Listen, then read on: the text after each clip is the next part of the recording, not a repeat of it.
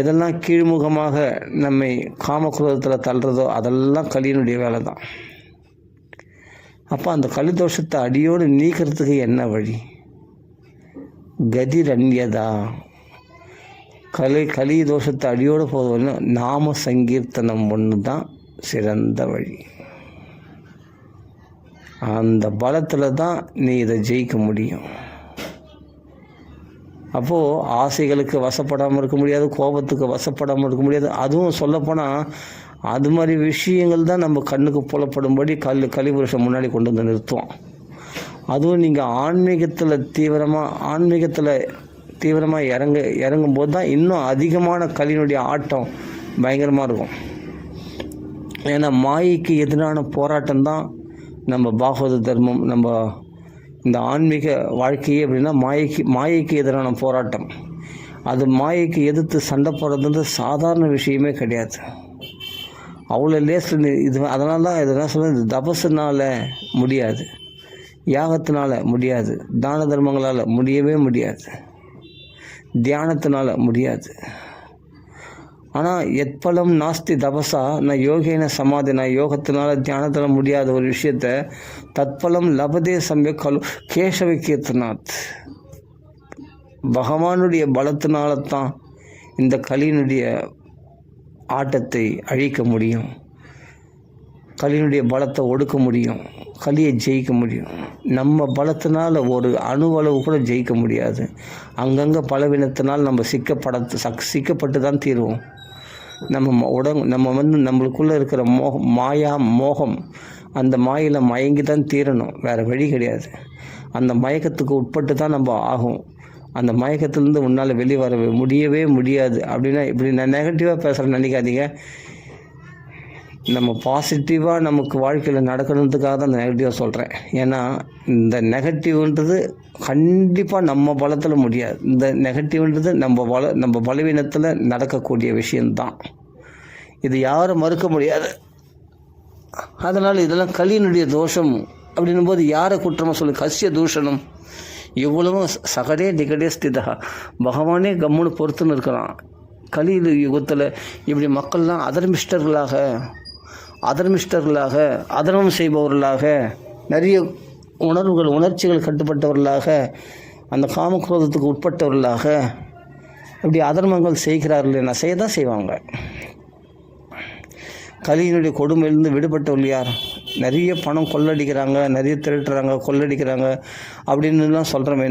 அந்த பணத்தாசை உட்படாதவர்கள் யார் சொல்லும் பார்க்கலாம். அந்த பணத்தாசை போட்டு வாட்ட தான் செய்யும். ஏன்னா அந்த பணத்தாசை ஜெயிக்கிறதோ காமக்ரோதத்தை ஜெயிக்கிறதுன்ற ஒரு பெரிய பலம். அது அந்த பலம் எல்லாத்துல இருக்கான்னு கேட்டால் இன்றைக்கி கலியுகத்தில் கிடையவே கிடையாது. எல்லாமே பலவீனமானவர்கள் தான். நம்ம எல்லாம் பலவீனமானவர்கள் தான். அந்த பலம் ஒரே ஒரு இடத்துல கிடைக்கும். நாமா ராமா அப்படின்ற நாமா இதை பிடிச்சிக்கிட்டால் இந்த பலத்தினால நீங்கள் காமத்தையும் ஜெயிக்கலாம், ஆசைகளையும் ஜெயிக்கலாம், கோபத்தையும் ஜெயிக்கலாம், லோபத்தையும் பேராசையும் ஜெயிக்கலாம். எதுலேயும் பற்றற்ற நிலையும் நமக்குள்ளே உண்டாகவும் கூடும். அதனால் இதுக்கு ஏதாவது உதாரணம் சொல்ல முடியுமா அப்படின்னா, ஹரிதாஸ் தாகூர்னு ஒரு பரம பாகவதர். அந்த ஹரிதாஸ் தாகூர் 3 லட்சம் நாம ஹரே கிருஷ்ணா மகாமந்திரத்தை சொல்லுவார். அப்போது ஒரு வேசியானவள், லக்ஷஹீரான்ற ஒரு வேசி, அவள் மிகவும் ரொம்ப அழகானவள், மிகவும் கவர்ச்சியாக, நீங்கள் அதை கதை படிச்சிங்கன்னா தெரியும். அப்படி ஒரு கவர்ச்சியாக அவள் ஹரிதாஸ் தாகூரை மயக்க பார்த்தா. அவரோ முகமதியர். ஆனால் பகவன் நாமத்தினுடைய பலத்தினால அந்த லக்ஷஹீராவுக்கு மயங்கலை. அந்த லக்ஷஹீரா இவருடைய நாமத்துக்கு மயங்கி அடிமையானாள். அவள் ஒரு சன்னியாசியாக தபஸ்வினியாக மாறிவிட்டாள். இதெல்லாம் நான் விரிவாக சொல்ல விரும்பலை. ஏன்னா இது அந்த காமத்தை ஜெயித்தார் அப்படின்றதுக்காக சொல்ல வரேன். அவள் தான். இதெல்லாம் விஸ்தாரமாக இருக்கும் கதையில் பார்த்தா, அதெல்லாம் நான் சொல்ல விரும்பலை. ஆக மொத்தம் அப்படிப்பட்ட அவ்வளவு அழகானவளை கவர்ச்சினால் அப்படிப்பட்ட மயக்க வந்தவளை கூட ஹரிதாஸ் தாகூர் நாம பலத்தினால அந்த மோகத்திலிருந்து அந்த காமத்தை ஜெயித்தவராக காணப்பட்டார். ஆனால் விஸ்வாமித்திரர் கடுமையான தபசில் இருந்து கூட மேனகை இடத்துல மயங்கினார் அப்படின்னு பார்க்குறோம் கதை சரித்திரத்தில். பின்னாடி பிரம்ம ரிஷி ஆனார், அதுக்கப்புறமா அவர் எதுக்கு மயங்கலை, அது வேறு விஷயம். ஆனால் மயங்கினாரா இல்லையா? அப்படிப்பட்ட சௌபரி மகரிஷி தண்ணிக்குள்ளே போய் தவம் பண்ணாராம், மாயை ஜெயிச்சணும்னு சொல்லிட்டு. மாயையை ஜெயிக்கணும்னு சொல்லிட்டு தண்ணிக்குள்ளே போய் தபஸ் பண்ணார். தண்ணிக்குள்ளே போய் அப்போ மூச்சை ஸ்தம்பனம் பண்ணக்கூடிய சக்தி உண்டு, அப்படிப்பட்ட யோக பிரபாவம் உண்டு. யோக சக்திகள் கொண்டவராகிய அவரே மாயையிலேருந்து ஜெயிக்கிறதுக்கு பயந்துக்கிட்டு தண்ணிக்குள்ளே போய் உட்காந்து தவம் பண்ணார் சௌபரி மகர்ஷி. கட்சியில் அந்த தண்ணிக்குள்ளே மூச்சை ஸ்தம்பனம் பண்ணி உட்காந்து தவம் பண்ணிட்டு இருந்தவர் ஆயிரக்கணக்கான வருஷங்கள் தவம் பண்ணி எழுந்த பிறகு பார்த்த உடனே என்னென்னா, அந்த தண்ணிக்குள்ளே பார்த்தா ஆண் மீன் பெண் மீன், அந்த பெண் மீன் கூட குடும்பம் குழந்தை குட்டிங்க, பிள்ளை மீன் அம்மா மீன் அப்பா மீன், அப்புறம் அந்த பிள்ளை மீன் பெண் மீன்கள் அதெல்லாம் பார்த்தா அந்த குட்டி மீன்கள், அந்த குடும்பமாக மீனை குடும்பத்தை பார்த்தாரோ இல்லையோ, நம்மளும் கல்யாணம் பண்ணினா என்ன தப்பு? ஒரு அழகான பெண்ணை பார்த்து நம்மளும் கல்யாணம் பண்ணிக்கிட்டா இது மாதிரி வாழ்க்கையை ஜாலியாக குடும்ப குழந்தை குட்டிகளோட சந்தோஷமாக இருக்கலாமே, என்ஜாய் பண்ணலாமே. இவ்வளோ ஆயிரக்கணக்கான வருஷமாக தண்ணிக்குள்ளே தவம் பண்ண சௌபரி மகரிஷிக்கு இப்படி ஒரு விபரீத ஆசை உண்டாச்சு. இது நான் சொல்ல பாகவதத்தில் சொல்லியிருக்கேன், 9ஆம் ஸ்கந்தத்தில் அருமையான சரித்திரங்கள்லாம். அப்படிப்பட்ட சௌபரி மகரிஷி அந்த மீன்களிடத்தில் எந்த சங்கம் எப்படி மாற்றும் புத்தியை மாற்றுன்னு சொல்ல முடியாது. இன்றைக்கி நிறைய பேர் இந்த யூடியூப்பை பார்த்து கெட்டு போகிறாங்க. யூடியூப்பில் நல்லது மட்டும் வரல, பாகவத ராமாயண உபன்யாசம் மட்டும் வரல, நிறைய கெடுதல்கள் எக்கச்சக்கமாக வருது. எக்கச்சக்கமான விபரீதமான படங்கள்லாம் பார்க்குறோம். அதை பார்த்த உடனே யாருடைய மனசு கெடாது? யோசிச்சு பாருங்கள். என்ன தான் ஸ்திரமுள்ள மனசுடையவனாக இருந்தாலும் பெரிய ரிஷியாகவே இருந்தால் அவனுடைய மனசு கூட கெட்டு போகக்கூடிய அப்படிப்பட்ட இந்த யூடியூப்பில் இதில் பார்த்து அதமா இந்த என்னென்னவோ நிறைய ஃபேஸ்புக்கில் என்னென்னவோ தப்பாலாம் வருது இல்லையா இன்றைக்கி, இல்லையா? இதெல்லாம் பார்க்குறோம் இல்லையா? இதெல்லாம் பார்த்து அவன் புத்தி மாறாமல் இருந்தால் தான் பெரிய விஷயம், அதில் மனசு கெடாமல் இருந்தால் தான் பெரிய விஷயம். அப்படின்னும்போது என்னென்னமோ மாறி போச்சு. அதெல்லாம் அவ்வளோ கீழ்நிலை இறங்கி சொல்ல விரும்பலை. அதனால் புத்தியை கெடுக்கக்கூடிய விஷயங்கள் தான் உலகத்தில் நிறைய இருக்குது. நமக்கு ரொம்ப டென்ஷன் உண்டாக்குற விஷயமோ அதே சமயத்தில் நமக்குள்ள ஆசைகளை உண்டாக்கக்கூடிய விஷயங்கள் தான் நிறைய இருக்குது.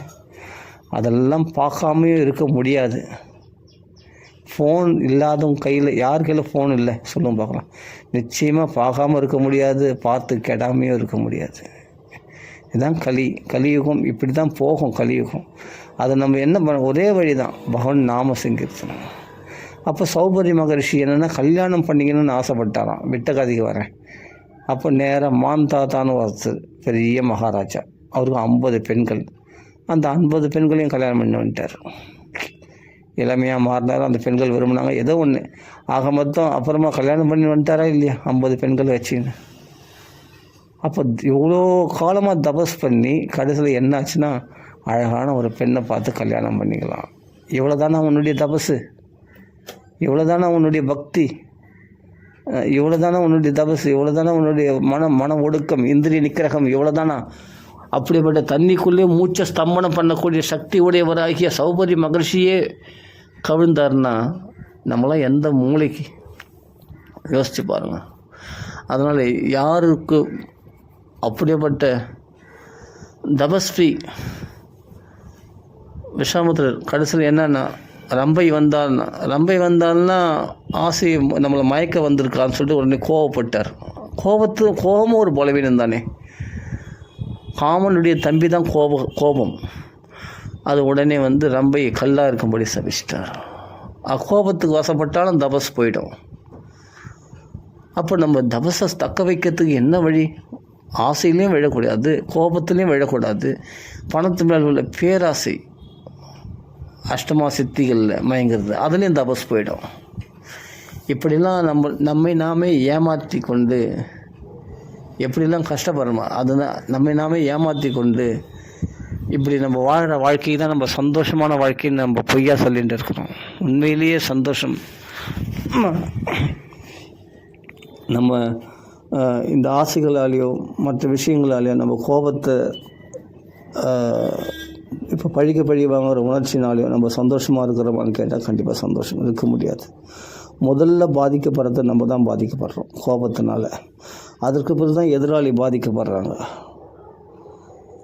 அப்போ இதெல்லாம் நீ கோவப்படாத, நீ ஆசைப்படாத, நீ தப்பு பண்ணக்கூடாது அப்படின்னு வெறுமனே நீ கண்டிஷன் போகிறதுனால, இல்லை கொம்பத்தை அடிக்கிறதுனாலையோ, இல்லை நீ சட்டத்திட்டங்கள் போகிறதுனாலையோ இது திருத்தவே முடியாது. இதெல்லாம் மாற்றவே முடியாது. இது மனதின் சுபாவோ துஷ்டஜனாத அப்படின்னு சொல்கிறான். யார் காளிங்கன்னு சொல்கிறான். சுபாவத்தை விடவே முடியாது. ஏன்னா எத்தனை பிறவிகள் நம்ம எடுத்திருக்கோம். நாம் பறவைகளாக இருந்திருக்கோம், மிருகங்களாக இருந்திருக்கோம், பாம்பாக இருந்திருக்கோம். எல்லாம் அந்த சுபாவங்கள்லாம் எங்கே போகுன்றீங்க? அந்த உடல் வேணால் போயிடுச்சு. அந்த உடலுடைய வாசனைகள் போகாது. அந்தந்த பிறவியினுடைய வாசனைகள் அந்தந்த ஜீன்லேருந்து நம்ம வந்திருக்கோம் இல்லையா?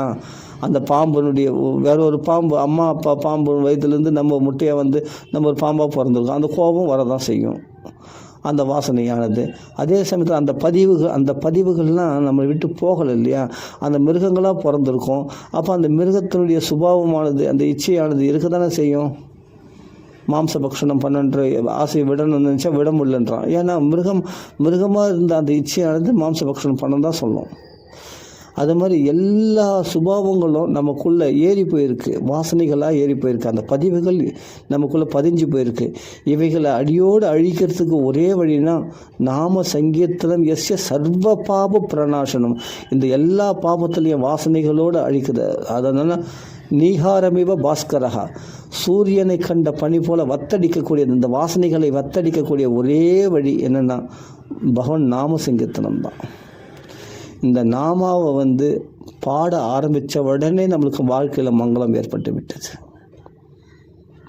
நிறைய பேர் பாடல்கள் பாடுறாங்க. என்னை பொறுத்த என்னன்னா ஏக நாமா தான் பெஸ்ட்டு. நிறைய அபங்கங்கள் பாடுறாங்க, ஸ்தோத்திரங்கள் பாடுறாங்க, நல்லது தான், இல்லைன்னு சொல்ல வரல, ரொம்ப சொல்கிறேன். அதை விட சீக்கிரமாக நமக்கு மனசு சுத்தமாக்கக்கூடியதுன்னா நாமா தான்.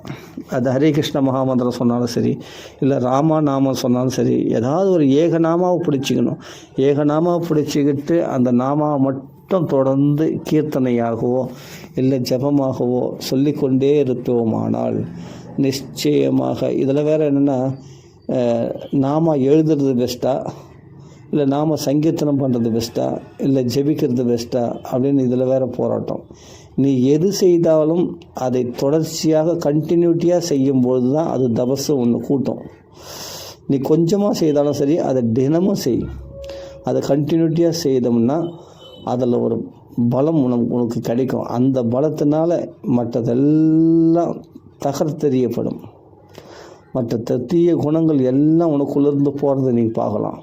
அதெல்லாம் அருவருக்கத்தக்கது அப்படின்னு உனக்கு எப்போ உணர்றியோ, அல்பமான ஆசைகள் எல்லாம் அருவருக்கத்தக்கதாக உனக்கு எப்போ வெறுப்பை உண்டாக்குதோ அப்போவே நீ பியூரிஃபை ஆகிட்டுன்னு அர்த்தம். அசுத்தமான ஆசைகள் தான் நம்மளுக்கு அப்படியே சந்தோஷம், பெரிய ஆசையாக நம்ம நினைக்கிறோம். அந்த ஆசை நிறைவேறினா போதும் அப்படின்னு அது நம்ம நினைக்கிறத பார்த்தா கட்சியில் அது அசுத்தமான ஆசைகளாக தான் இருக்கும். அப்போ மனசில் அழுக்கு இருக்குது. அந்த அழுக்கு போகிறதுக்கு தான் இந்த நாம சங்கீர்த்தனம். அப்போ களிமலம்னா அழுக்கு, களியினுடைய அந்த மலம் அபகம், களிமலா அபகம். அந்த அழுக்கு போகிறதுக்கு ஒரே வழி என்னன்னா நாம சங்கீர்த்தனம் தான். பாகவத பாராயணம் பண்ணலாம். அது எல்லாருக்கும் சம்ஸ்கிருதம் தெரியாது, இல்லை பகவானுடைய கதைகளை பேசலாம், அதுவும் கதை தெரியணும்.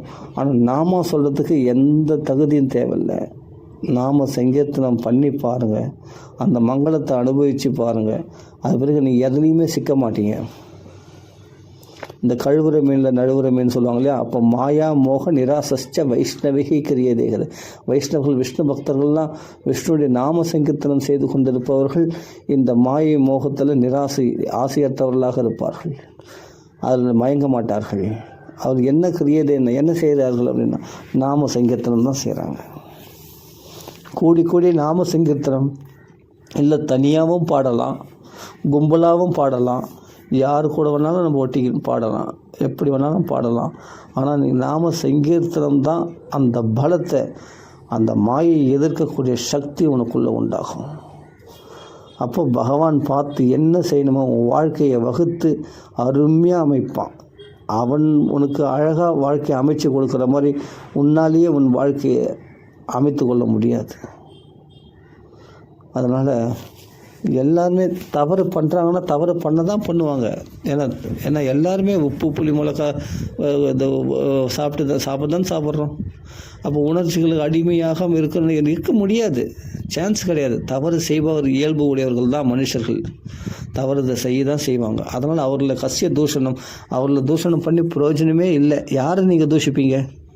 அன்றைக்கி ஒரு ராவணன் இருந்தான் சரி, ஒரு துரியோதனன் இருந்தான், ஒரு கம்சன் இருந்தான் சரின்னு சொல்லிடுறோம். ஆனால் இன்றைக்கி எல்லாருமே ராவனுடைய அந்த ஆசைக்கு உட்பட்டவர்கள், அந்த கம்சனை போல அசுர சுபாவம் உடையவர்களாக இருக்கிறார்களே எல்லாருமே.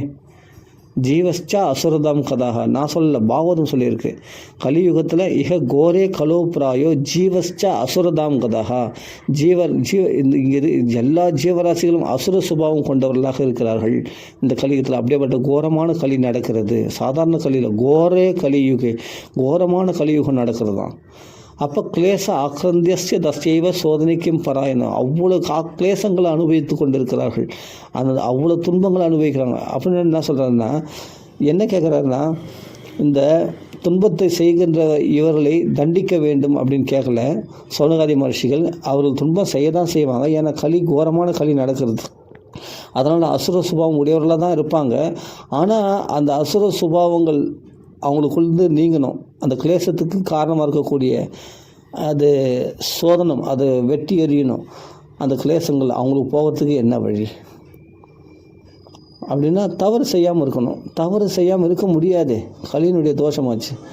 அப்போ அந்த தவறுக்கு காரணமாக இருக்கக்கூடிய ஆணி வேரை கண்டுபிடிக்கணும். அந்த பலவீனத்தை அடியோடு வெட்டி, அதான் சோதனை அதை வெட்டி எறியத்துக்கு கிம் பாராயணம், எதை பாராயணம் பண்ணணும் அப்படின்னா நாம சங்கீர்த்தனம். இந்த ஒன்று தான் ஒரே வழி. பாகவத பாராயணம் பண்ணணும், இல்லை ராமாயணம் பாராயணம் பண்ணணும், இல்லை நாம சங்கீர்த்தனம் பண்ணணும். அப்படி பண்ணிகிட்டே இருந்தால் உன்னுடைய ஆசைகள் மேல்முகமாக மேல்முகமாக ஆசைகள் கிளம்பும். அப்போ நீங்கள் உணர்ச்சிகளுக்கு கஷ்டத்தை அப்படியே கோபம், தாபம், எரிச்சல் இவைகளுக்குரிய விஷயங்கள் முன்னாடி வராது. வந்தாலும் உனக்கு அது பெருசாக பாதிக்கப்படுற பற்றியா அந்த பாதிப்பு உன்னை பாதிக்காது. களி யூஸ் பண்ண பாதிதே, களி உன்னை நிச்சயமாக பாதிக்காது. களி தோஷம் அவங்கள பார்த்த உடனே எரிச்சல் உண்டாகுது, இவங்களை பார்த்த உடனே எரிச்சல் உண்டாகுது, அவங்கள நினைச்சாலே எனக்கு எரிச்சல் உண்டாகுது. சில பேர் நினைச்சாலே கோபம் உண்டாகுது, சில பேர் நினைச்சாலே ஆசை உண்டாகுது, சில பேர் நினைச்சாலே கோபம் உண்டு. ஏன் இதெல்லாம் வருது? இதெல்லாம் களியினுடைய தோஷம். நல்லா புரிஞ்சுங்க. நம்ம அவ்வளோ பலவீனமாக இருக்கின்றோம் என்று தெரிந்து கொள்ளுங்கள். நம்ம பலவீனமாக இருக்கிறதுன்றது நம்மளுக்கே நல்லா தெரியும். நம்ம இதெல்லாம் வசப்படக்கூடாது, தவறு இல்லாது தான். ஆனால் பிரயுக்தோயம் என்னை பிடிச்சி தள்ளன மாதிரி நான் அந்த பாபத்தில் செய்கிறேன்னு நிச்சயமாக எனக்கு இந்த பாபத்தை செய்யணுன்ற ஆசையே எனக்கு கிடையாது. அர்ஜுனன் சொல்கிறான் கிருஷ்ணரிடத்தில், இந்த பாபத்தை செய்யணுன்ற ஆசையே கிடையாது, ஆனால் என்னை பிடிச்சி தள்ளின மாதிரி, பலவந்தப்படுத்தி யாரோ என்னை பிடிச்சி தள்ளின மாதிரி, புஷ் பண்ண மாதிரி அந்த பாவத்தை செய்ய முற்படுகிறேனே, இதுக்கு காரணம் என்ன அப்படின்னு அர்ஜுனன் கேட்குறான். அதுதான் சொல்ல, காம ஏஷ குரோத ஏஷ ரஜோகுண ரஜோகுணத்தினால் உண்டான இந்த காம குரோதம் தான் உன்னை தமோ குணத்துக்கு கோபத்தில் தள்ளி விடுகிறது. அப்படி இதான் மகா பாபத்தை உண்டாக்கக்கூடியது. இதுதான் மகா அசனோகோ. எவ்வளோ இந்த ஆசைகளை நிறைவேற்ற மேலும் மேலும் ஆசைகளை அதிகரிக்க செய்யக்கூடியது. இது மகா பாபத்தை உண்டாக்கக்கூடியது. இது வித்யேனம் இக வைரினம். இது மகா எதிரி, நமக்கு பெரிய எதிரிகள் இவைகள். இந்த எதிரிகளோடு தான் வாசம் பண்ணுறோம். ஏன்னா எதனால் இந்த எதிரிகள்னா மனசுன்னு ஒன்று இருக்கு இல்லையா, அந்த மனசில் தான் இதெல்லாம் ஏற்படுது. இந்த காமமோ குரோதமோ பேராசையோ எரிச்சலோ அந்த நம்ம பொருளை பார்த்து அபகரிச்சிட்டான்னா அவ்வளோ கோவம் வருது. அந்த பொருள் மேலே உள்ள ஆசையினால்தான் விரோத பாவம் உண்டாகுது. யாரை பார்த்தாலும் எரிச்சல், நம்ம பொருளை அபகரிச்சிட்டானே, நம்ம பொருள் ஆச்சு, நமக்கு வர வேண்டியதாச்சு, நமக்கு சேர வேண்டியதாச்சு அப்படின்னு நம்மளுக்கு உரிமையானது தானே, நம்ம உரிமையான தானே ஆசைப்படுறோம், தப்பு இல்லையே அப்படின்ட்டு அது கோவப்படுறோம் பற்றியா. அந்த கோபமும் ஒரு பலவீனம். அது உரிமையானதுன்னு அதில் அகங்காரம் பாராட்டு, எனதுன்ற மமகாரத்தை பாராட்டுறேன் இல்லையா, அதுவும் ஒரு பலவீனம், அதுவும் ஒரு தீய குணம்தான். எனக்கு உரிமையானது நான் போராட்டத்தில் போய் அது எப்படி தீய குணமாகும்னா, உனக்கு உரிமையானதே அதுக்கு நீ ஃபஸ்ட்டு இந்த உடம்பே நீ இல்லை, அது அகங்காரமே தப்பு. அகங்காரத்தினால்தான் மமகாரம் உண்டாகுது, என்னுடையதுன்னு அந்த பொருள் உரிமை கொண்டாடுறேன், அதுவே தப்புன்றேன். அந்த அந்த நான் அகங்காரம் மமகாரமே தப்பு, கெட்ட எண்ணம் தான். அப்புறமா என்னுடைய உரிமை என் பொருள் அப்படின்ட்டு நீ வாதாடுறன்னு சொன்னால் அதுக்கப்புறம் தப்பு மேலே ஒரு தப்பு போட்டு தப்பு பண்ணிவிட்டு அந்த தப்பு சரின்னு நீ இது ஜட்ஜ்மெண்ட் பண்ணால் அது எப்படி சரியாக இருக்கும்? தப்பு மேலே இன்னும் தப்பு போட்டு மேலே மேலே தப்பு பண்ணிக்கிட்டு அந்த தப்பு நீ சரின்னு நீ போய் வாதாடுற, அதுக்காக சண்டை போராடுறேன்னா உன்னை நீயே அழித்து கொள்கிறாய். அதனால் எவ்வளோ பிபி ஏறுது, எவ்வளோ ப்ரெஷர் உண்டாகுது யோசிச்சு பாருங்கள். எவ்வளோ ரத்தம் சூடாகுது, உடம்பு ரத்தம் சுருண்டி போகுது, யோசிச்சு பாருங்கள். நம்முடைய ஆயுஷனுடைய பலம் குறையுது, ஆயுள் பலம் குறையுது, மனோபலம் குறையுது. இந்த எல்லாத்தையும் நம்ம குறைச்சிக்கிறோம், உடல் பலத்தை குறைச்சி எல்லாமே அந்த டென்ஷன் ஆகிறதுனால என்னுடைய பொருள், என்னுடைய விஷயம், நான், எனது, அதுதானே எல்லா தீமைக்கும் மூளை வேறே அந்த நான்ற அகங்காரமும் அமகாரம் தானே. அதை வெட்டி எறியத்துக்கு என்ன பண்ணணும்னா சோதனை கிம்பராயன்னா ராமாயணம் நாமா சொல்கிறது தான் ஒரே வழி. ராம ராம ராம ராம ராம ராம ராம துணிஞ்சு அடித்து நாம சொல்லணும். இப்போ சொல்லலாமா அப்போ சொல்லலாமான்னு யோசிக்கிறதுக்கு உங்களுக்கு வாய்ப்பே கொடுக்கல பாருங்கள். ஏன்னா இதுதான் அஜ்ஞானாத் ஞானாத் உத்தம ஸ்லோக நாம எத்து. இதை தெரிஞ்சு சொன்னாலும் தெரியாமல் சொன்னாலும், அசுத்தமாக இருந்தால் சொன்னாலும் சுத்தமாக இருந்தால் சொன்னாலும் நீ சொல்லலான்ட்டு உனக்கு தான் பர்மிஷன், ஃபுல் பர்மிஷன் கிராண்டட், உனக்கு ஃபுல் பர்மிஷன் கொடுத்தாச்சு. அதனால் துணிஞ்சடிச்சு சொல்லுங்கள் ராம ராம ராம அப்படின்னு. சரி, யாருன்னா பக்கத்தில் பார்த்தாங்கன்னா யாருக்கும் தெரியாமல் இல்லையா சொல்லணும், அதுவும் சுத்தமான இடத்துல தான் சொல்லணும் அப்படின்னா கிடையாது, சுத்தம் இல்லாத இடத்துல கூட சொல்லலாம். பிறந்ததை சொல்கிறார், மனைவியோடு கொஞ்சம் குழாவின்னு இருக்கும்போது கூட பகவான் நாமா சொல்லலாம். அதே சமயத்தில் பெண்கள் தீட்டு காலத்துலேயும் பகவான் நாமா சொல்லலாம். ஸ்மசானத்தில் கூட பகவான் நாமா சொல்லலாம். அங்கே வந்து அது நல்லா சொன்னால் அந்த ஆத்மா கரையேறும். அதே சமயத்தில் நீங்கள் லெட்டினில் உட்காந்து கூட, ரெஸ்ட் ரூமில் உட்காந்து கூட பகவான் நாமா சொல்லலாம் தாராளமாக. பாத்ரூமில் பகவான் நாமா சொல்லலாம், எங்கே ஒன்றாலும் பகவான் நாமா சொல்லலாம். அதனால் அது களங்கம் அடையாது, அது உன்னை பவித்திரமாக்கிடும். ஆனால் நீ அது உன்னை பவித்திரமாக்கிடும், நீ பவித்திரமாக தான் ஆகிடுவேன். அதனால் நீ வந்து பலம் பெறுவாயை தவிர உன்னை பலவீனமான நிலையில் உன்னை மாயில் தள்ளவே தள்ளாது, உன்னை மாயிலிருந்து விடுவிக்கும் இந்த நாமா. அப்போ நாமாவை வாய் திறந்து உறக்க, நல்ல வாயை திறந்து ராமா அப்படின்னு சொல்ல ஆரம்பிச்சிட்டாவே போதும். நம்ம வாழ்க்கை எதனா நம்ம நினைவுகளில் என்னென்ன அசுத்தமான நினைவுகள் வருதோ வரட்டும், கோபதாபங்கள் வருதோ வரட்டும், நல்லா வரட்டும். எந்த கெட்டெண்ணங்கள் வந்தாலும் வந்தும் போட்டோம். அது பாட்டுக்கு அந்த மனசெல்லாம் நீங்கள் அடக்கவே அடக்காதீங்க. மனசை அடக்க முடியாது. நம்ம சக்தியினால் போராடி எதையுமே ஜெயிக்க முடியாது. நான் ஓப்பனாக சொல்கிறேன். நான் வேணா எழுதி கொடுக்குறேன், உங்களால் முடியவே முடியாது. காம குலத்தை நான் ஜெயிச்சிட்டேன், நான் பேராசை ஜெயிச்சிட்டேன் அப்படின்னு இன்றைக்கி இருக்கிற சாமியார்களாலே முடியல. நம்மளால் இல்லறவாசிகளால் எப்படி முடியும்? பாமர மக்களால் நிச்சயமாக முடியாது. நம்ம பலத்தினால் போராடணும்னா கண்டிப்பாக ஃபெயிலியர் தான் ஆகும், நிச்சயமாக தோல்வி தான் அடையும். நிச்சயம் இது எழுதி தரேன், கண்டிப்பாக முடியாது. அப்படின்னா என்ன பண்ணுறது அப்படின்னா, கிம்பா பரை ஈஸ்வரஹா அப்படின்ட்டு சவால் விடுறார். இந்த பாகவதத்தில் பகவத் தர்மத்தை கடைப்பிடிக்காமல் எப்படி அந்த ஈஸ்வரன் வந்து ஈஸ்வரனை நீ அடைய முடியும்? ஏன்னா நீ எல்லா உணர்ச்சிகளுக்கு உட்பட்டவன் தானே, எல்லா ஆசைகளுக்கு உட்பட்டவன் தானே, எல்லா பலவீனங்களையும் கொண்டவன் தானே, நீ மனுஷன் தானே. நீ என்ன பெரியவனா, பெரிய பிரம்ம ரிஷியா? இல்லையே. நம்ம வசிஷ்டரா, விஸ்வாமுத்திரா, நம்ம யாருன்னா அகஸ்தியரா? கிடையாது. நம்ம சாதாரண பாமர மக்கள், உணர்வுகளுக்கு அடிமைப்பட்டவர்கள் நாமெல்லாம், அப்படிப்பட்ட உறவுகளுக்கு கட்டுப்பட்டவர்கள் நாமெல்லாம், கடமைக்கு அடிமையானவர்கள் நாமெல்லாம். அப்படிப்பட்ட நாமெல்லாம் வந்து என்னன்னா வேதத்தினுடைய வார்த்தைகளாகிற கயிர்களுக்கு உட்பட்டு நாம் கடமைகளை செய்து கொண்டு இருக்கிறோம். ஏதோ ஒன்றுக்கு கட்டுப்பட்டு, ஏதோ ஒரு சட்டத்திட்டத்துக்கு கட்டுப்பட்டு நாம் உழண்டு கொண்டு இருக்கிறோம். அதனால் நம்மளுடைய பலமானது பலவீனம்தான், நமக்கு பலமே இல்லைன்னு சொல்லலாம். அப்படி தாராளமாக அப்படி யார் தீனத்துவ பாவனகா, தன்னை எதுக்குமே தகுதி இல்லாதவனாக தன்னை நினைத்து கொள்கிறானோ, அப்போ அவனை அந்த நிலையில் இப்போ நம்ம ஃபுல்லாக ஒத்துக்கிட்டாதான் நாம் பகவன் நாமத்தை முழுசாக சரணாகதி அடைவோம். நம்ம பலம் கொஞ்சம் இருக்குது, நம்மளால் சமாளிச்சிக்க முடியும், நம்ம கொஞ்சம் பலம் நமக்குள்ளே இருக்குது, அதை வச்சு நம்ம பிரச்சனையில் தீர்த்துக்கலாம் அப்படின்னு நினச்சாலே உனக்குள்ள அகங்காரம் எழும்பிடுச்சு. அப்போது நீ பகவானை நம்புறது என்னுடைய அந்த சத்தையினுடைய பலம் கொஞ்சம் குறைஞ்சிடும். பக்தியில் என்னென்னா அது கொஞ்சம் தாழ்ந்த பக்தியாக போய்விடும். முழுமையான பக்தி அப்படின்னா, முழு சரணாகதி அடையணும்னா அப்படின்னா ஃபுல்லாக உனக்கு நீ எதுக்கும் தகுதி இல்லாதவன், நீ உன்னை ஃபஸ்ட்டு நீ ஒத்துக்கணும். நான் பலவீனமானவன் ஒத்துக்கிட்டு பொய்யா நான் பலம் உள்ளவன் அப்படின்னு நம்மளை சொல்லி மாற்றடிக்கிறதால என்ன லாபம் சொல்லும் பார்க்கலாம். உண்மையிலே நம்ம தோற்று போகிறோம். நம்ம வாழ்க்கையில் எல்லா காமக்ரோதங்கள்லேயும் விழறோம், பேராசையிலையும் விழறோம். நான் அகங்காரம் மமகாரம் நமக்குள்ளே ஏறி போயிருக்குது. உடனே என்னை ஏதாவது ஒரு சொல்லிட்டா உடனே அப்படியே அழுதுடுறோம், உடனே துடிச்சு போகிறோம். என்னை போய் இப்படி சொல்லிட்டாங்களே உடனே கவலைப்படுறோம். அப்போ நம்ம பலவீனமானவர்கள் தானே, அப்போ நம்ம தேகாபிமானத்தை விடாதவர்கள் தானே. பசிதாகத்தை விடாத வரைக்கும் நம்ம தேகாபிமானம் விட்டு போகல, தேகாபிமானமும் விடலன்னு தான் அர்த்தம்.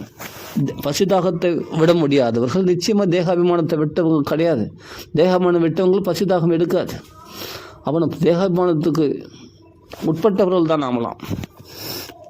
அப்படி பலவீனமானவர்கள்னு ஃபஸ்ட்டு நம்ம ஒத்துக்கிட்டு தீனத்துவ பாவனகா அந்த நிலையிலிருந்து, அப்பா ஒரே பலம்தான்ப்பா, ராமா சீதம்மா, ராமன் அப்பா, சீதாராமன் தான் நம்ம அம்மையப்பனாக இருந்து, சீதாபதி ராம ராம ராம ராம ராம ராம ராம ராம் ராம ராம ராம ராம் ராம ராம ராம ராம ராம ராம ராம ராம்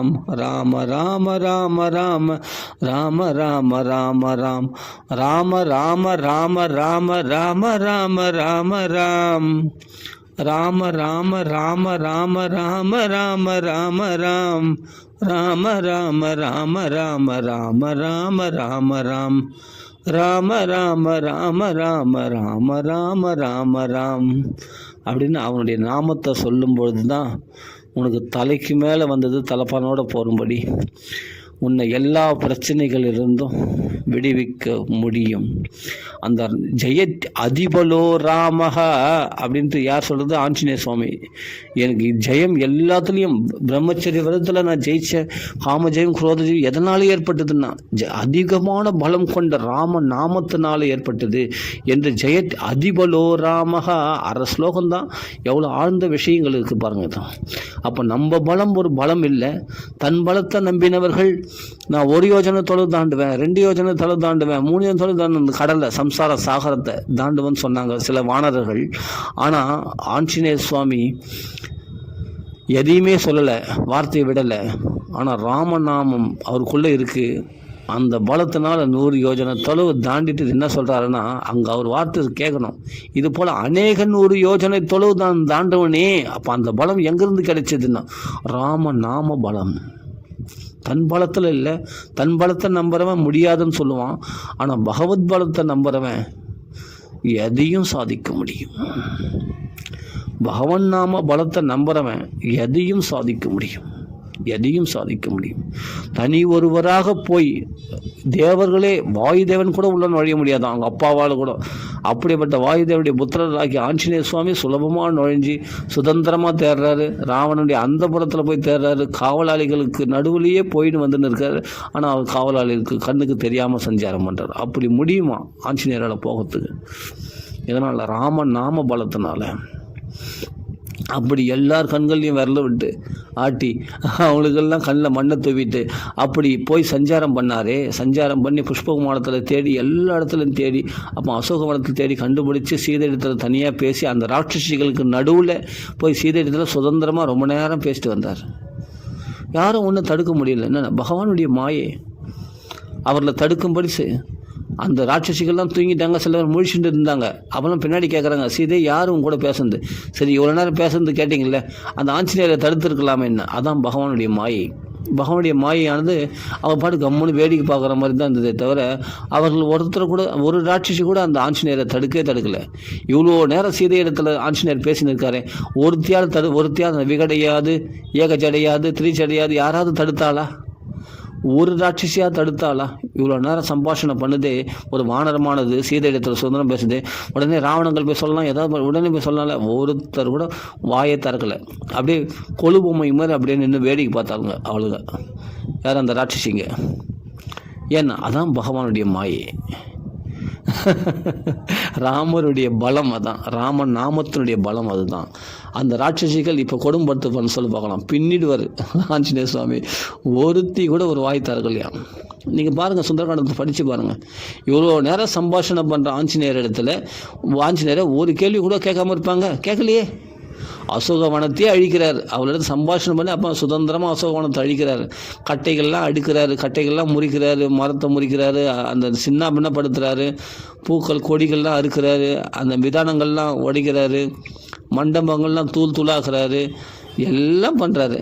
அங்கே இருக்கிற ஆயிரங்கால் மண்டபம், அந்த தூண்களெல்லாம் அடித்து நொறுக்கி அந்த தூண்களாலேயே அந்த மண்டபத்தை நொறுக்கிறாரு. அங்கே இருக்கிற மண்டபங்கள் வாயில்கள் எல்லாம் அடித்து நொறுக்கிறாரு, மரங்கள்லாம் முறிக்கிறாரு, எல்லாம் பண்ணுறாரு. ஒருத்தர் ஒரு கேள்வி கேட்கல. அது அம்மா சண்டை போனோன்னு இவர் ஆசைப்பட்டது உடனே தான் ஆள்களை அனுப்புகிறாங்க. அந்த பக்தன் சங்கல்பத்தின்படி தான் நடக்குது. ஆஞ்சநேயருடைய சங்கல்பத்தின்படி தான். அப்புறமா சரி ஒரு கை பார்க்கலாம் அப்படின்னு தான் ராட்சர்களை வதம் பண்ணுறாரு. அப்படி தான் நடக்குமே தவிர அந்த பக்தனை யாரும் ஒன்றும் செய்ய முடியாது. ஒருத்தரால் ஏதாவது பண்ண முடியுதா? கட்டி போட்டாங்க, இட்டும் போனாங்க, ராவணன் முன்னாடி நிறுத்தினாங்க, ராவணன் எல்லாம் பண்ணாங்க, வாளில் நெருப்பு வச்சாங்க. அந்த வாளில் ஒரு முடியையாவது அந்த நெருப்பானதை தொட்டுதான் கேட்ட தொடலை. யாருடைய பலம்னா ஜெயத்தி அதிபலோ ராமகா 86 ராட்சஸை வதம் பண்ணி அந்த அந்த லங்கையை தீக்கரையாக்கி அசோகவனத்தை மட்டும் விட்டுட்டு விபீஷன் வீட்டை மட்டும் விட்டுட்டு எல்லாத்தையும் எரிச்சாங்க. யாருடைய பலம்னா ராமருடைய பலம், உற்சாகம், எல்லாத்தையும். அதான் சொல்கிறேன், ராமன் நாமம் பலம் இருந்துட்டுனா ஒருத்தர் போய் இவ்வளோ கலக்கிறவன தேவர்களோட சண்டை போடும்போது கூட அவன் சபை ஆலோசனை கூட்டலையான் ராவணன். அதே சமயத்தில் யக்ஷர்களோட சண்டை போடும்போது கூட சபை ஆலோசனை கூட்டலையா. தேவர்கள், கிண்ணர்கள், கந்தர்வர்கள், யாராவது எங்கெங்கே நாகலோகங்கள் எல்லா லோகத்துக்கும் போகும்போது கூட சபை ஆலோசனை கூட்டல. சுலபமாக போய் ஜெயிச்சுட்டு வந்துட்டான். ஆனால் ஒரு வானரம் இங்கே லங்கையே எரிச்சு சாம்பலாக்கிடுச்சுன்னு தெரிஞ்ச உடனே அடுத்த நிமிஷம் சபை ஆலோசனை கூட்டுறான். தூங்குறவனை எழுப்பிட்டான், கும்பகர்ணனை எழுந்துடுறான்ட்டு. முன்னாடா தூக்கம் வேண்டியிருக்கு அப்படின்ட்டு அவனை எழுப்பியானா அவன் நெருப்பு விழுந்த போது கூட அவன் தூக்கத்துலேருந்து ஏந்துக்கல. ஆனால் அண்ணன் கூப்பிட்டான்னு சொல்லிட்டு என்னென்னா இவன் அப்படி தூங்குறான் கும்பகர்ணன். அந்த கும்பகர்ணனை எழுப்பி உட்கார வச்சு சபை ஆலோசனை கூட்டுறான். அப்போ சொல்கிறான் கும்பகர்ணன், இது சீதையை அபகரித்துக்கு முன்னாடி அல்லவா இந்த சபை ஆலோசனை கூட்டிடணும். இப்போ சீதையை அபகரிச்சுட்டு அதனுடைய துன்பங்கள் அனுபவிக்கும் போது வரந்தான் வருவான். ஒரு வானரனே இந்த கலக்கிறானே, கோடிக்கணக்கான வானர்கள் இருக்கிறாங்களாமே, அவர்லாம் இறங்கினா நம்ம கதின்னா அப்படின்னு பயந்துட்டான் ராவணன். பயந்து சபை ஆலோசனை கூட்டுறான். அதனால் ராமருடைய பலம், அந்த ராமநாம பலம் இருந்தால் ஒரு வானரம் கூட இவ்வளோ பெரிய ராட்சர்கள் கண்ணிலே விரல விட்டு ஆட்டிட்டார். அவர்களையே திக்குமுக்காட வச்சுட்டார். இந்த சரித்திரம் தான் நம்மளுக்கு பிரமாணம். அப்போது நம்ம பலத்தினால எதையும் சாதிக்க முடியாது, இந்த உலகத்தில் எதையும் பண்ண முடியாத நிலையில் தான் நம்ம தள்ளப்பட்டிருக்கிறோம். எதுவுமே முடியாது. ஏதோ நான் கொஞ்சம் பலம் இருக்குது. இப்போ வானர்கள் சொன்ன மாதிரி ஒரு யோஜனை நான் தாண்டுவேன், 2 யோஜனை தாண்டுவேன் அப்படின்னு அல்ப பலத்தை வச்சு ஏதோ கொஞ்சம் நெஞ்சம் நான் அந்த பிரச்சனையை அப்படி சமாளிச்சுடுவேன்.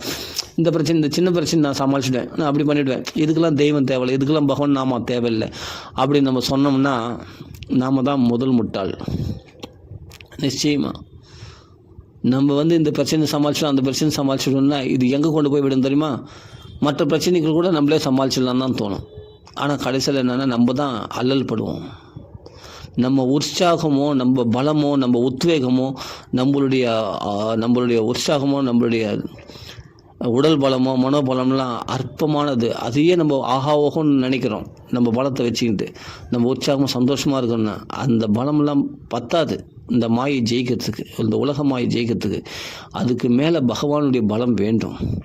வானர்கள் கூட பலசாலிகள் தான், ஆனால் அவர்களால் முடியலையே. ஆஞ்சநேயரால் தானே முடிஞ்சது. நலன், நீலன், அங்கதன் முதலானவர் கூட முடியலையே. ஜாம்பானவர் கூட முடியலையே. ஜாம்பானால் தோண்டப்பட்ட ஆஞ்சநேயரால் தானே முடிஞ்சதுன்னா ராமநாம பலத்தை நம்பினவர் அவர் ஒருத்தரால் தான் அதை சாதிக்க முடியும். அது மாதிரி நம்ம யாரெல்லாம் ராமநாமத்தை நம்புகிறாங்களோ அவர்கள் அத்தனை பேராலும் சாதிக்க முடியும். அத்தனை வானர்களும் பாலம் போட்டது, மலைகளை பிடிங்கின்னு வந்து பாறைகளையும் மரங்களையும் பிடிங்கின்னு வந்து பாலம் போட்டது என்ன, அத்தனை ராமநாமத்தை எழுதி அந்த மலையை தூக்க முடிஞ்சது. ராம கைங்கரியத்துக்காக செயல்படும் போது எல்லாம் முடியும். எல்லா வானர்களாலையும் மலைகளை தூக்க முடியும்.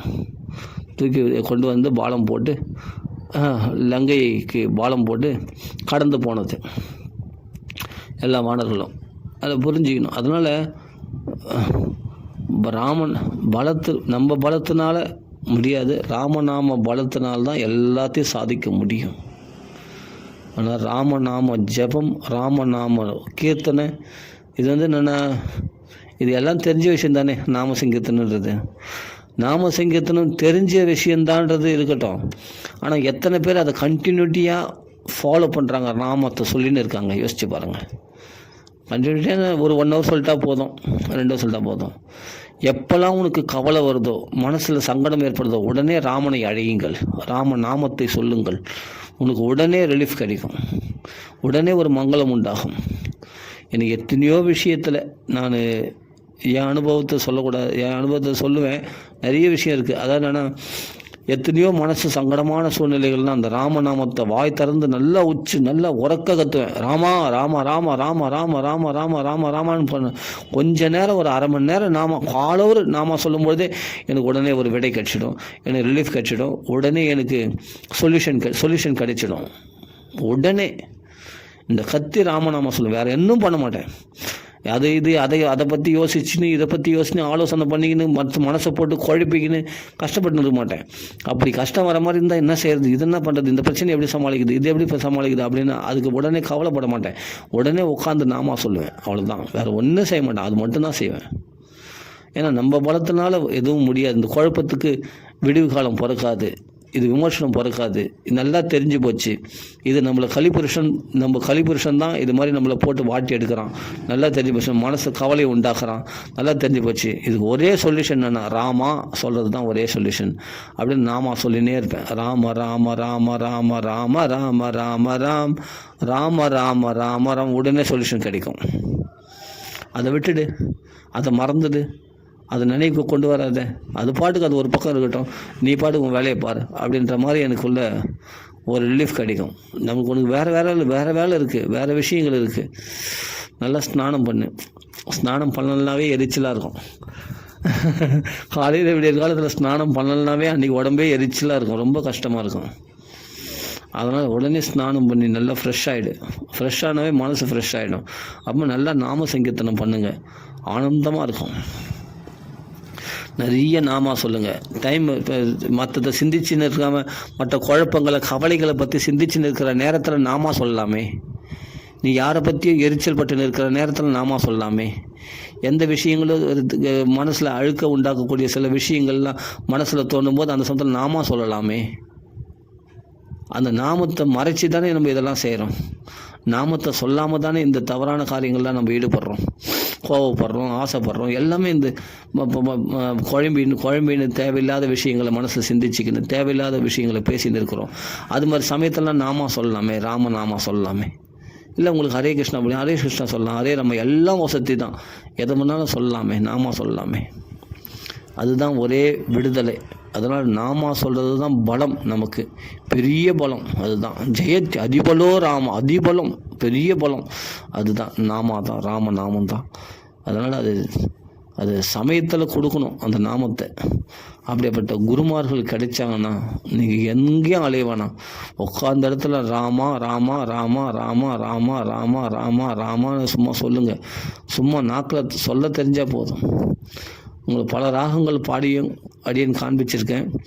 அது மாதிரி ராகத்துலேயும் பாடலாம், எதில் வேணாலும் பாடலாம். ஆக மொத்தம் நாமத்தில் ரமிக்கணும், அவ்வளோதான். வீண் பொழுது போகாததை விட ராமநாமா சொல்கிறது தான் பெஸ்ட்டு. அதனால் யார் நம்ம தவறுகள் செய்யக்கூடியவர்கள் தான். நம்ம தவறுகள் செய்ய தான் செய்வோம். நமக்கு காமத்தை குரோதத்தை எல்லாம் அடக்கிட்டு நான் சாந்த சுரபி அப்படின்னு நம்ம வேணால் வெளிக்கு வேணால் வேஷம் போட்டுக்கலாம். எனக்கு கோபமே வராதுங்க. நாங்களாம் வந்து பகவான் நாமா சொல்கிறவங்க. நாங்கள் கோயிலுக்கு போகிறோம், நாங்கள் கரெக்டாக போயின்னு இருக்கோம், கரெக்டாக ஃபாலோ பண்ணுறோம், எங்களுக்கு கோபமே வராது. ஆனால் மனசுக்குள்ளே வெந்துன்னு இருக்கீங்களே, வெளிப்புறமாக கோவப்படலை, ஆனால் மனசுக்குள்ளே புழுங்கி கிடக்கிறீங்களே. இப்போ மற்றவங்கள பற்றி நினச்சி மனசுக்கு வெந்து போயிருக்கீங்களே, அவங்கள பற்றி அந்த துவேஷம் மனசுக்குள்ளே நம்மளை யோசித்து நம்மளை அழிச்சிக்கிறோமே, நம்ம அழித்து கொள்கிறோமே, அதை நினச்சி கவலைப்பட்டு இருக்கோமே, அது போகிறதுக்கு தான் நாம சொல்கிறது, வேறு ஒன்றும் இல்லை. நான் வந்து கோவப்பட மாட்டேன், நான் அது பண்ண மாட்டேன், நான் அப்படிப்பட்ட சாந்த சொருபி அப்படின்லாம் சொல்கிறத விட்டுட்டு நாம் அப்படிலாம் இல்லைன்றதை ஃபஸ்ட்டு ஒத்துக்கணும்.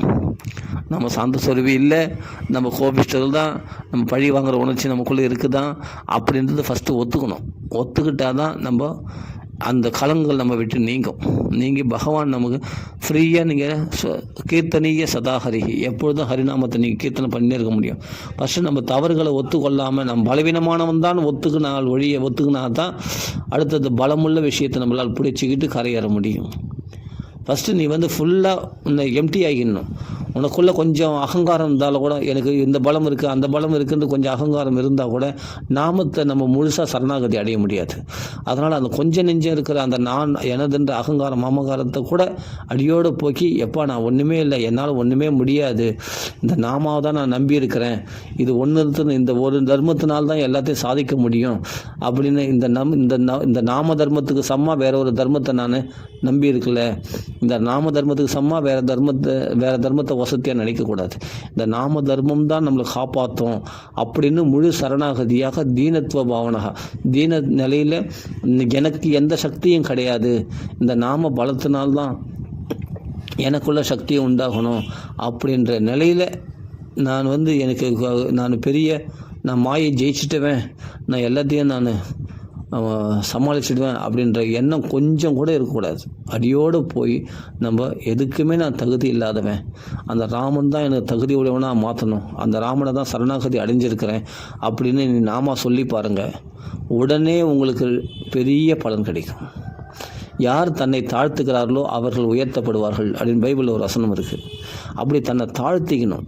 தனக்கு எந்த பலமும் இல்லை, நான் எதுக்கும் தகுதி இல்லாதவன், தான் பதித்தன் அப்படின்னு நாம் ஃபஸ்ட்டு ஒத்துக்கிட்டு, ஏன்னா நம்ம அப்படி தானே இருக்கிறோம் மனசில். எல்லா கல்மஷ சித்தானாம், எல்லார் மனசுலையும் கலியுகத்தில் கல்மஷம் உடையவர்கள் தான். இதை மறுக்கவே முடியாது. யார் மனசுலையாவது கல்மஷம் இல்லைன்னு சொல்லும் பார்க்கலாம், கிடையாது. எல்லார் மனசுலையும் கல்மஷம் இருக்கத்தான் செய்கிறது. ஒரு துளியாவது இருக்கதான், ஒரு பக்கத்தில் துளி இல்லை, நிறையவே இருக்க தான் செய்கிறது. இது இல்லைன்னு சொல்ல முடியாது, கல்மஷம் இருக்க தான் செய்கிறது. அப்போ என்னென்னா அதை ஒத்துக்கிட்டு நம்ம என்ன பண்ணோம், ராமா அந்த கல்மஷத்தை போகிறதுக்காக தான் நம்ம ராமநாமா சொல்கிறது. நம்ம பலவீனமானவர்களும் ஃபஸ்ட்டு ஒத்துக்கிட்டு அந்த பலமுள்ள ராமநாமத்தை பற்றி கொண்டு நம்ம கரையேறி போகணும். அவ்வளோதான். சத்தியத்தை பேசுறதுல என்னங்க வெட்கம்? சத்தியத்தை பேசுறதுல உண்மையை பேசுறதுல என்னங்க வெட்கப்பட்டணும்? சத்தியம் பத தர்மம் சர அப்படின்லாம் சொல்லியிருக்கல சாஸ்திரம். அப்போ சத்தியத்தை பேசுங்க. நான் பலவீனமானவன் ஒத்துக்குங்க, பகவான் நாமா சொல்லுங்கள், உன்னை பலமுள்ளவனாக மாற்றிவிடும். அப்போ நீங்கள் சுலபமாக எல்லா துன்பங்களையும் கடந்துடுவீங்க, எல்லா மாயையும் ஜெயிப்பீங்க. ஆஞ்சநேயர் சுவாமி சொல்கிறார், என் பலத்தினால் இல்லை ஜெயத் அதிபலோ ராமகா, என்னால் ஒன்றுமே நான் எதுக்கும் தகுதியற்றேன், ஆனால் பகவானுடைய பலத்தினால தான் எல்லாத்தையும் சாதிக்க முடிஞ்சதுன்னு அப்படி ஆஞ்சநேயர் சுவாமியே சொல்கிறாரா இல்லையா? அதைத்தான் நம்ம செய்யணும். என்ன சொல்கிறார் சீதை இடத்துல, நான் பலவீனமானவர்களை தான் தூதர்களை அனுப்புவாங்க, என்னை விட பலசாலிகளாகிய வானர்கள்லாம் நிறைய பேர் இருக்காங்க. சீதை இடத்துல சொல்கிறார் ஆஞ்சநேய சுவாமி, தன்னை அப்படி தாழ்த்திக்கிறார். இவரை விட பலசாலி யாருமே இல்லை அந்த வானர்களை, ஆனால் தன்னை தாழ்த்தி பேசுகிறார் பாருங்கள். அந்த இடத்துல சீதையிட சொல்லுவார், நானே பலவீனமானவன், என்னை விட பலசாலிகள் தான் இருக்கிறாங்க வானர்கள், அவங்களாம் வந்தாங்கன்னா ராவணனா இருக்கிற இடம் தெரியாமல் போயிடுவான், அதனால் பயப்படாத. சீதை எடுத்து சொல்கிறார், பயப்படாதம்மா, கண்டிப்பாக வந்து ராமர் வந்து உன்னை காப்பாற்றுவார், நான் பலவீனமானவன், நானே இந்த அளவுக்கு தாண்டி வந்திருக்கும் போது என்னால் இந்த அளவுக்கு செய்ய முடியும் போது அப்போ என்னோட பலசாலிகள்லாம் இருக்கிறாங்க அப்படின்னு தன்னை தாழ்த்திக்கிறா பாருங்க. அப்படி தான் தாழ்த்திக்கணும். அப்போ ராமநாம பலத்தினால தான் எல்லாத்தையும் சாதிக்க முடியுன்றதை அங்கே சொல்கிறார் இல்லையா சீதை இடத்துல. மகான்கள் பேசுகிற பேச்சை கவனித்த போது தன்னை எந்த அளவுக்கு தாழ்த்திக்கிறாங்கன்னு நம்ம பார்க்கலாம்.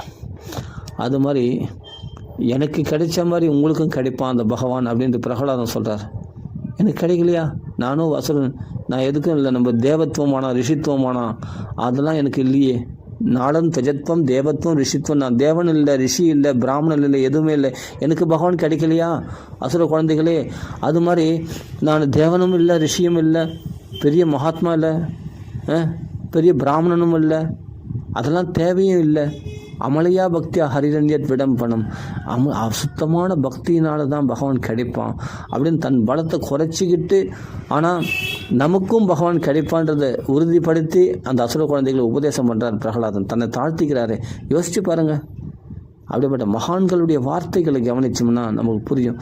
அப்படிப்பட்ட மகான்கள் வார்த்தைகள் படி நம்ம தாழ்த்திக்கிட்டு நம்ம உண்மையை ஒத்துக்கிட்டு பூரண சரணாகதியில் உட்காந்து நாமா சொல்லி பாருங்கள், கண்ணீர் வந்துடும், அழுதுடுவோம், நாம் நிச்சயமாக அழுதுடுவோம், நம்ம மனசு உருகிடும், நம்மளுக்கு இலகிய ஹிருதயமானது நமக்குள்ளே உண்டாயிடும். பிரேம பிரகாச ஹிருதயே சரணம் கதோஸ்மி, அந்த சரணாகதியில் தான் பிரேம பிரகாச ஹிருதயம் நமக்குள்ளே உண்டாகிடும் மகான்களுடைய அனுகிரகத்தினால. மகான்களை நல்லா தியானம் பண்ணிக்கங்க. பிரகலாதர், நாரதர், இவ்வளோ மகான்கள்லாம் எப்படி ஃபாலோ பண்ணாங்க பாருங்கள். அதையே நம்ம ஃபாலோ பண்ண ஆஞ்சநேய சுவாமி, இவங்களாம் எப்படி சரணாகதி, விபீஷ்ண சுவாமி எப்படி சரணாகதியில் இருந்தார் பாருங்கள். இதெல்லாம் நம்ம பார்த்தோம்னாவே நம்ம வாழ்க்கை மேன்மை அடைய நிச்சயமாக. அதனால் எவ்வளோக்கு நிறைய டைமை நாமத்துக்காக ஸ்பெண்ட் பண்ணால் நம்ம வாழ்க்கை நிச்சயமாக அருமையாக இருக்கும். நாமத்துக்காக நம்ம வாழ்க்கையை அர்ப்பணம் பண்ணணும்.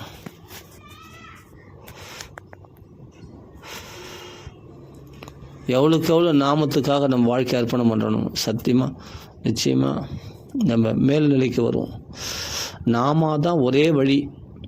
எதையும் சிந்திக்காதீங்க. நடக்குது, நம்மளுக்கு அநியாயம் பண்ணுறாங்களா பண்ணிட்டுங்க, நம்மளுக்கு அட்டுழியம் பண்ணுறாங்க பண்ணிட்டுங்க, நம்மளுக்கு துரோகம் பண்ணுறாங்க பண்ணட்டுங்க, நம்ம வாழ்க்கையில் நோய் நொடிகளில் கஷ்டப்படுறாங்க நம்ம இருக்கட்டுங்க.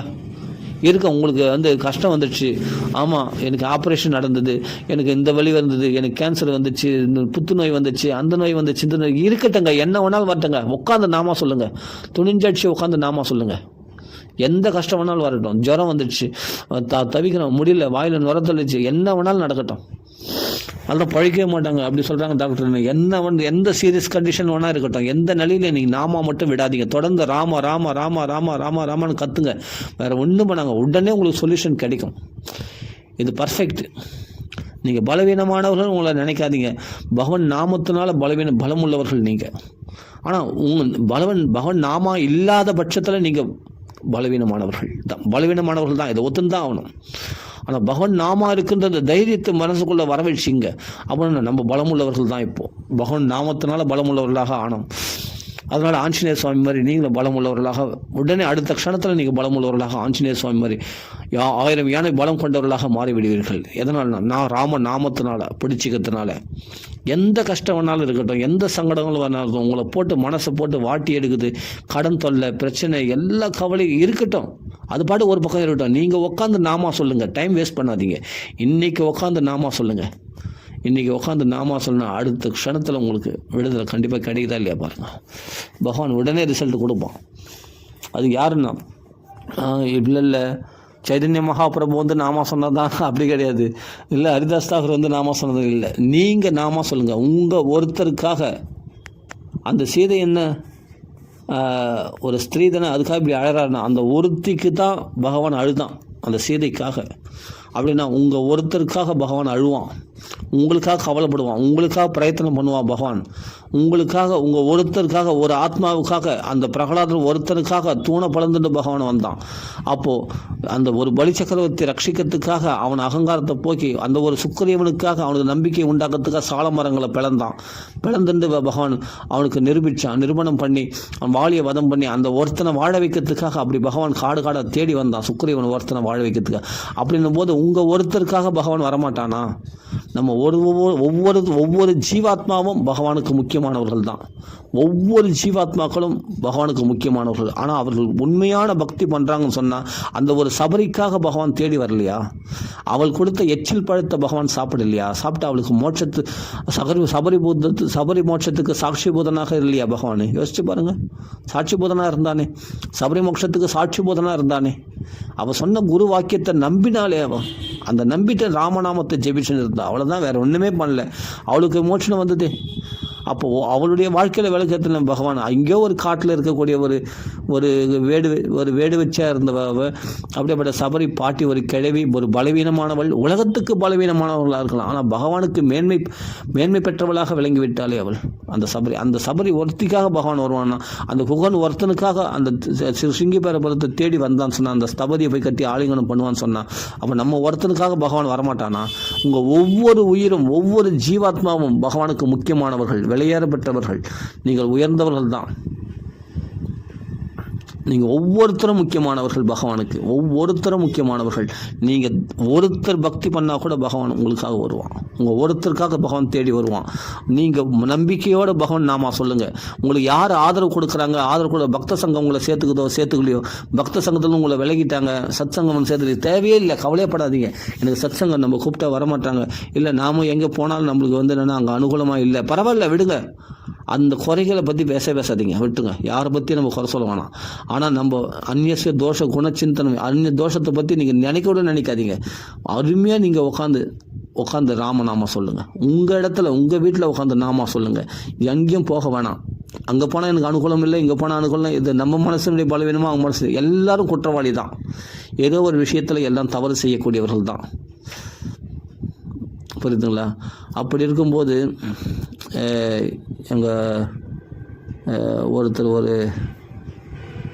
எங்களுக்கு ஒரு விதத்தில் ஒரு குரு ஒருத்தர் இருந்தார். அவர் சொன்னார், சந்தர்ப்பம் சூழ்நிலையும் சாதகமாக அமைந்தால் புத்தனும் தவறு செய்வான் அப்படின்னு சொன்னார். அதுபோல் சந்தர்ப்ப சூழ்நிலை சாதகமாக அமைஞ்சால் எப்படியாப்பட்டவனும் மனசும் மாறிடும், கலைஞ்சிடும். அப்படி இருக்கும்போது கலியுகம் இது அப்படி தான் இருக்கும். அப்படின்னும்போது இது யாரையும் நம்ம குறை சொல்ல முடியாது. இவங்களை குறை சொல்லி வாழ்நாள் அவங்கள பற்றி குறை சொல்லி வாழ்நாள் வீணானதெல்லாம் போதும். இதோட ஏற கட்டிங்க. இன்னைக்கு உட்காந்து நாமா சொல்லுங்கள். இன்னைக்கு உட்காந்து ராமா ராமா ராமா ராமா ராமா ராமா ராமா ராமான்னு கதறி எந்த சூழ்நிலையிலும் நீங்கள்லாம் முக்கியமானவர்கள். ஒவ்வொரு ஜீவாத்மாவுக்காகவும் பகவான் வருவான். நீங்கள் கும்பலாக கூடி நாமா சொன்னால் தான் பகவான் வருவான். தனித்துவரும் நாம சொன்னான். அப்போ அஜாமலன் யார்? அஜாமலன் சத்சங்கத்தில் போய் சேர்ந்தான். அஜாமலன் வேசி வீட்டில் இருக்கக்கூடிய அசுத்தமான நிலையில் இருக்கக்கூடிய அந்த பிராமண தர்மத்தையே கெடுத்துட்டான்.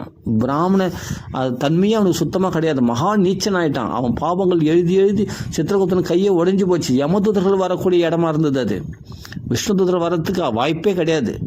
விஷ்ணுதூதர்கள் வர்றதுக்கான வாய்ப்பே கிடையாது. யமதூதர்கள் வரக்கூடிய இடமா இருந்தது அது. யமதூதர்கள் வந்துட்டாங்க. வரக்கூடிய இடமா என்ன வந்துட்டாங்க. அவன் உயிரே பறிக்கிறாங்க. அப்படியேப்பட்ட ஒரு நரக சூழ்நிலையில், அப்படியேப்பட்ட வேசினுடைய வீட்டில் அவள் அசுத்தமான ஒரு வாழ்க்கையை வாழ்ந்து கொண்டிருந்தான். அந்த அசுத்தமான நிலையில் சாநித்தியமே இல்லாத, பகவத் சாநித்தியமே இல்லாத அசுத்தமான நிலையில் அந்த வீட்டில் வாழ்ந்து கொண்டிருந்தவன் நாராயணான்னு கதறினான். பத்தியா?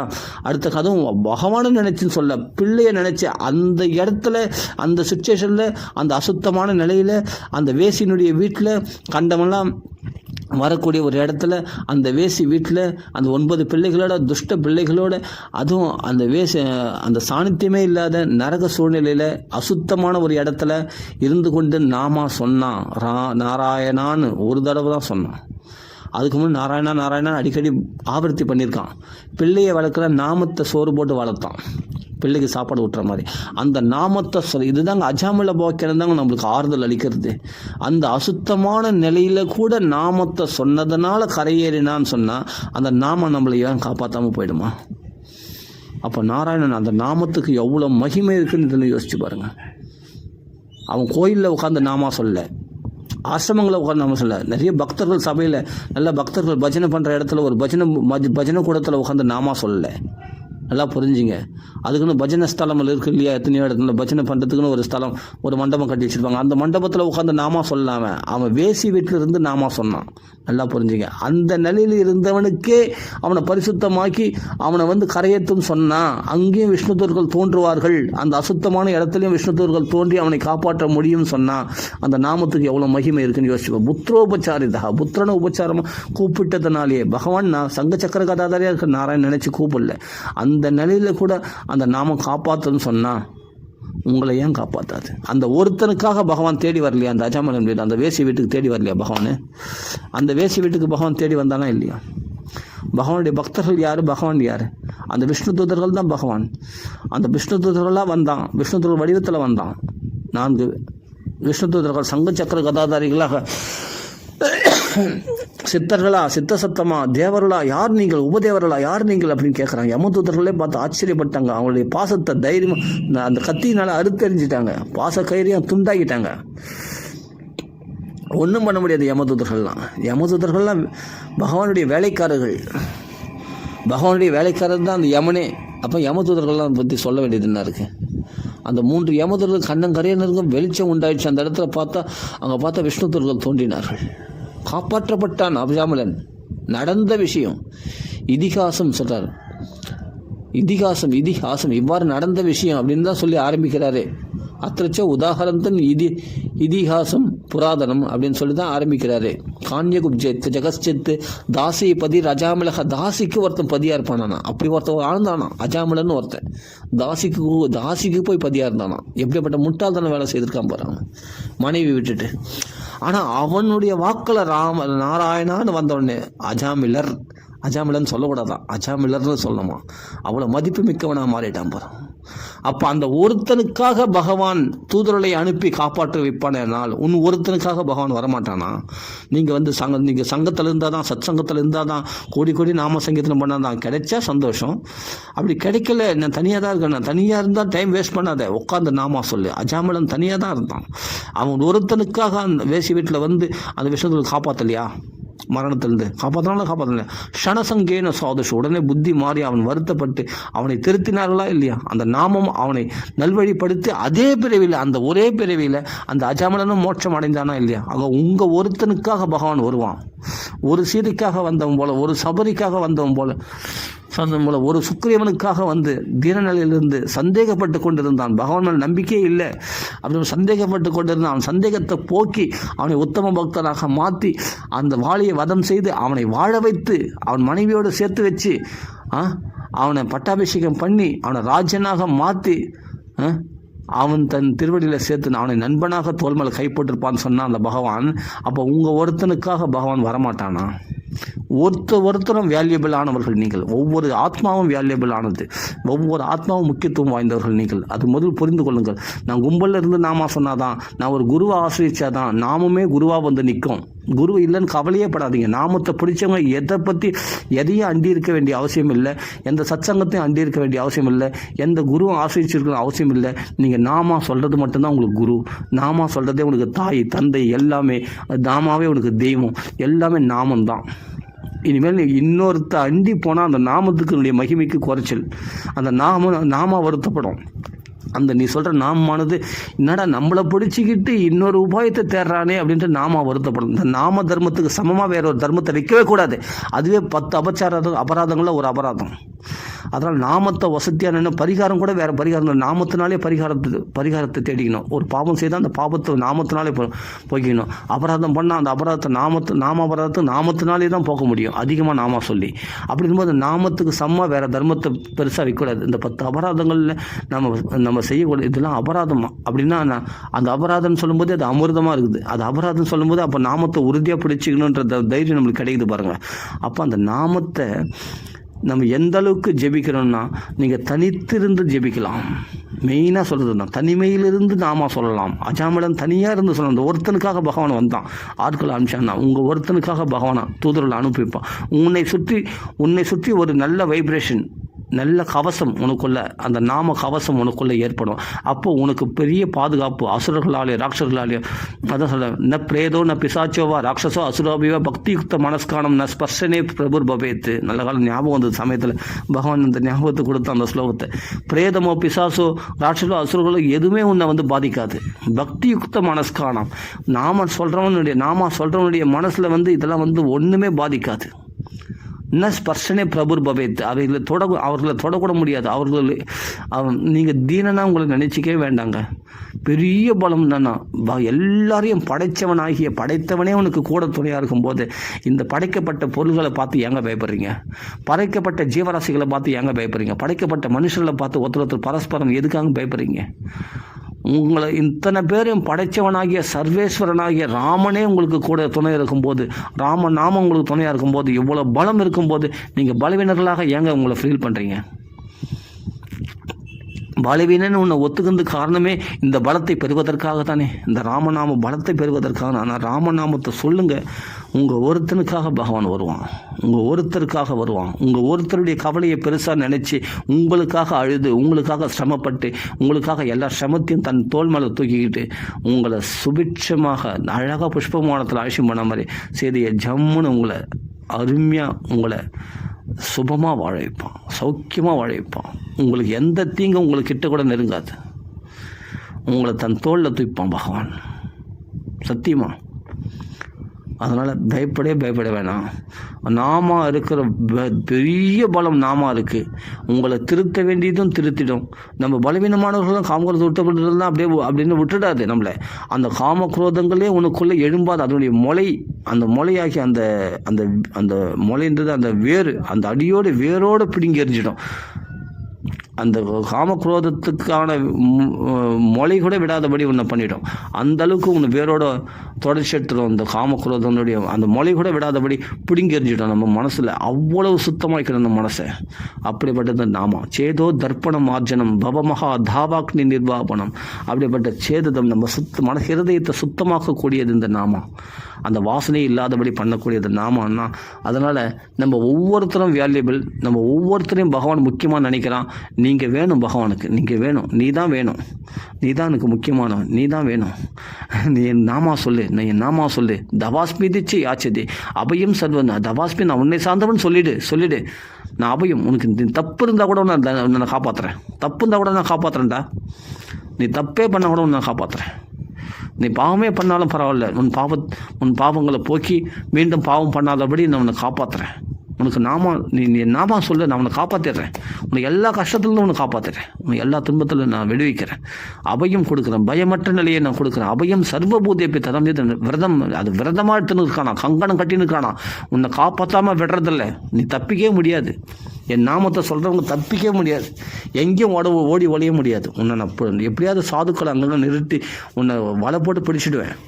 பிடிச்சி என் இருந்து தப்பிக்கவே முடியாது. நீ எனக்கு ரொம்ப முக்கியம், நீ எனக்கு வேணும், நீ எனக்கு வேணும். ஒவ்வொரு ஆத்மாவுமாகிய நீங்கள் எனக்கு வேணும். நீங்கள் நாமத்தை சொல்லுங்கள், உங்களை விடமாட்டேன் அப்படின்னு சொல்லி பகவான் அவ்வளோ பிரயத்தனப்படுறானா. யாசிக்கிறான். தவாஸ்மிதிச்சை யாச்சதேன்னு நம்மளை நம்ம யார் யாசிக்கிறார்களோ அப்படின்ட்டு இவன் யாசிக்கிறான். பகவான் நம்மளை யாசிக்கிறான்.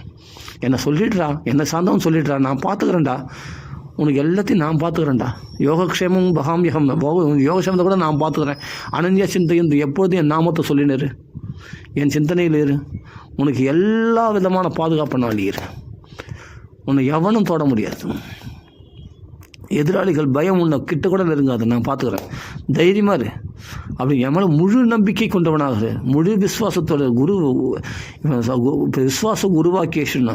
அப்படிப்பட்ட மகான்கள் சொன்ன வாக்கியத்தில் விசுவாசமாக என்னை பிடித்துக்கொள், உறுதியாக பிடிச்சிக்கோ, நான் பார்த்துக்கிறேன் அப்படின்னு எவ்வளவு தைரியம் கொடுக்கக்கூடிய பாகவதம் ராமாயணம் நம்மளுக்கு கிடைச்சிட்ட பிறகு நீங்கள் எதுக்கு கவலைப்படணும்? ஏன் மனசை வருத்தப்படணும்? எதை நினச்சும் கருத்துப்படுறதுங்க. எல்லாமே இந்த நாமாவை நாக்களை தொடர ஜிஹ்வாக்கரே நாமதுப்பியம்.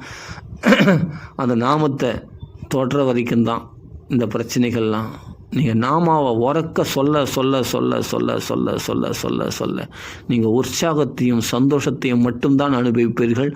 துன்பத்தை அனுபவிக்கவே மாட்டார்கள்.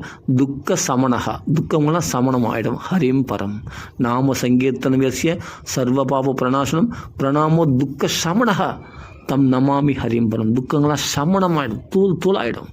சந்தோஷம் தாண்டவம் ஆடும். நீங்கள் சந்தோஷமாக இருப்பீங்க. நாமா தான் காப்பாற்றும். அதான் ஒரே வழி.